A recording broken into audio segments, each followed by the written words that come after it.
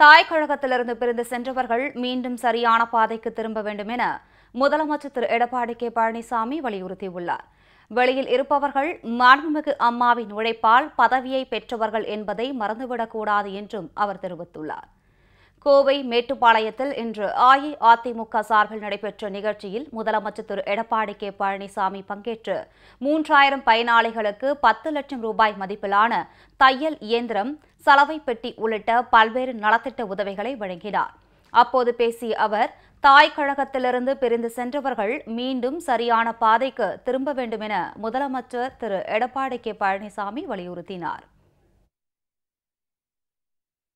ஒரு சிலர் இங்கே பிரிந்து சென்றார் என்று அருமை செல்வராஜி அவர்கள் சொன்னார்கள். வழிதேவி பாதைகளை சென்று விட்டார்கள்.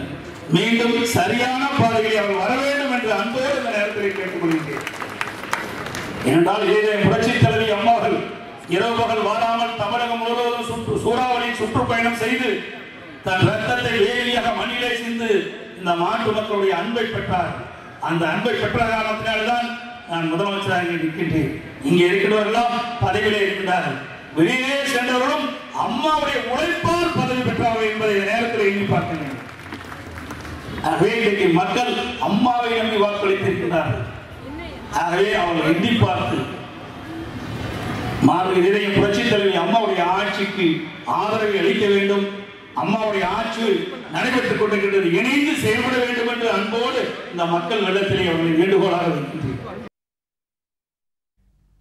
இந்நிகழ்ச்சியில் அமைச்சர்கள், நாடாளுமன்ற சட்டமன்ற உறுப்பினர்கள் உள்ளிட்ட பலர் கலந்து கொண்டனர்.